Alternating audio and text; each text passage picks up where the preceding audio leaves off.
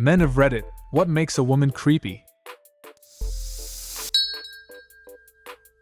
Went on a few dates with a cop. She asked me if I was free one night, but I had plans. Driving to a friend's house later that evening, guess who pulled me over? She wanted to know why I told her I was busy when I was obviously free. Pretty creepy in my opinion. Massively creepy. I'd call the cops. But then she'd show up again. Showing up at my door at 12:30 a.m. on a weekday, ringing the doorbell and banging on the door because I didn't answer her texts and calls. I was sleeping. For any men reading this, if this happens, please call the police. You are being harassed and threatened. Just cause it's a woman doing it doesn't make it okay. Showing up to my work, house, and when I'm fucking shopping to beg me to take her back and forgive her for cheating. It's been 7 years, leave me the fuck alone.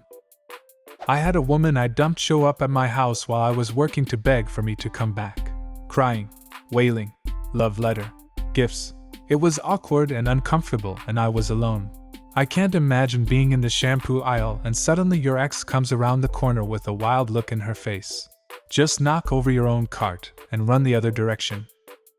Go to mom's house, tell her that she's my girlfriend, befriend her to the point where they become best friends. And while I'm deployed with no communication to the outside world whatsoever, and without me ever giving her the address to my mom's house.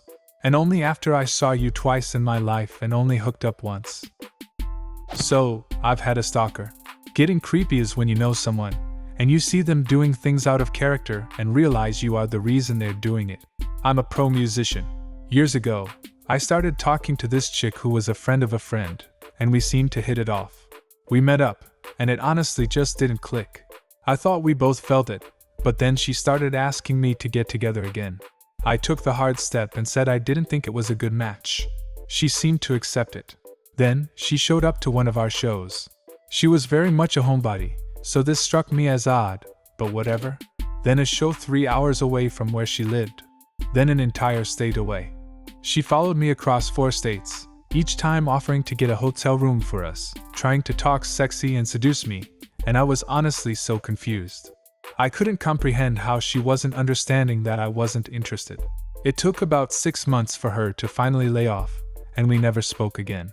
It took me a lot longer to realize that stalking isn't supposed to make sense when you're the one being stalked. The person no longer actually cares about you, they're seeking out a personal victory, like hunting down a baseball card or something. But the thing that creeped me the fuck out initially was seeing her turn up in Columbus, Ohio. She drove 3+ hours on her own. After rarely leaving her own town in the time I'd known her, she told me she didn't like traveling, to try and get me? It was like an uncanny valley thing, seeing someone you knew did not belong in the place they were. I've had a woman ask me about my sperm count on the first date. She also sent me a music playlist of about 60 songs based on the taste she thought I'd have. Didn't match. She also sucked the water out of the tea bag after use. Sucking the water out of the tea bag. Did she maintain eye contact? As a lover of tea, the tea bag is the worst one. I have a neighbor girl who constantly watches me.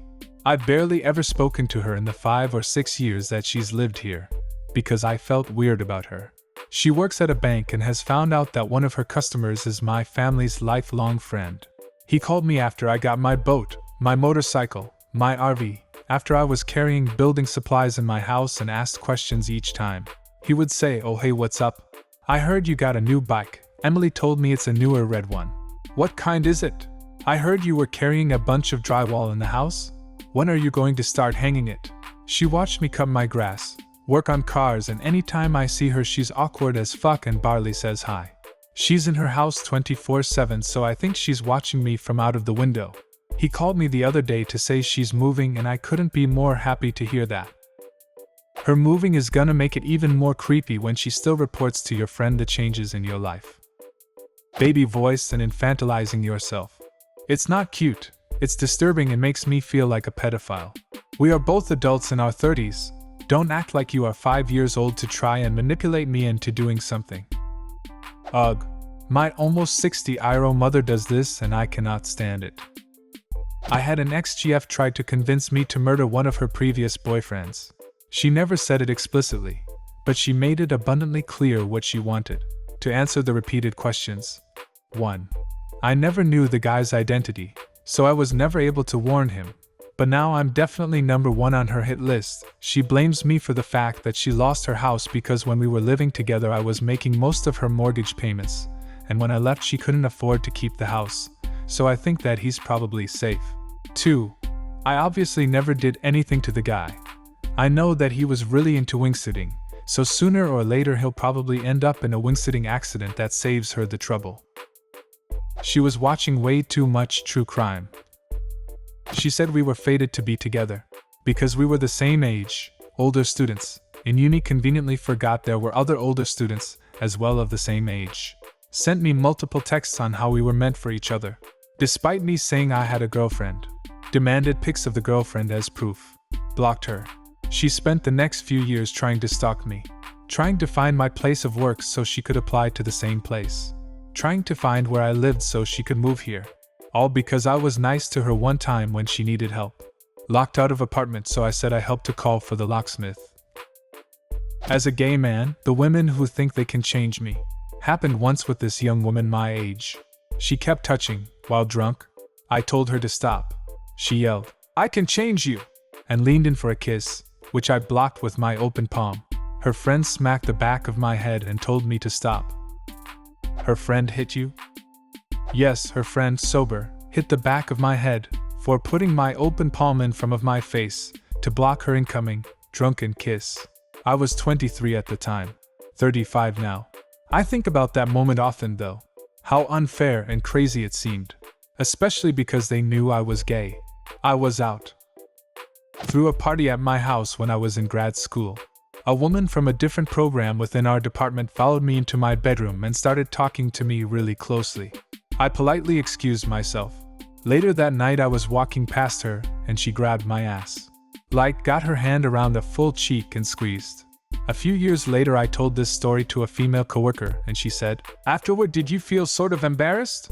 Like maybe it was your fault somehow that she did that, and what you could have done differently for it not to happen?" I was like, yeah.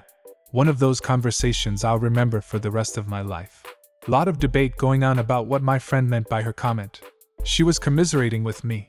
Her whole point was, "Yeah, I've been there too, buddy."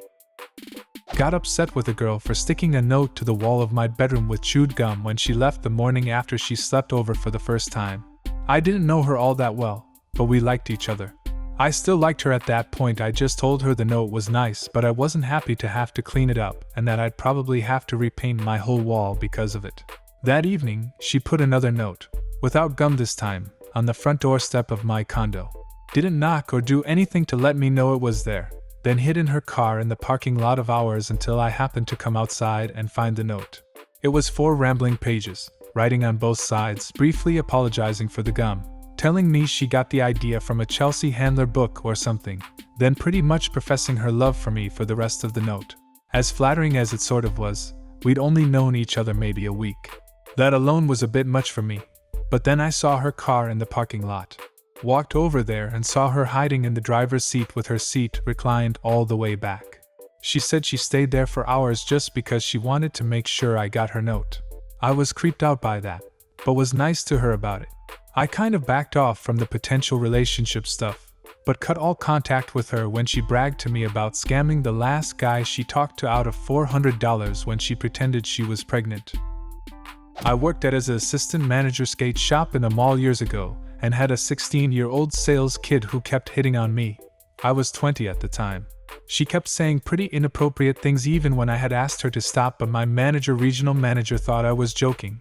One kicker was we were behind the register, and I was taking some things out of a box when she ran her nails on my back. Immediately contacted our manager, who straight up did not believe me and took her side. Next day's sales kid cornered me in the back room trying to tell me a secret. When the manager came in on their off day and saw it all play out, she was immediately fired on the spot. I quit about a month later since it sucked not being believed no matter how many times I said something.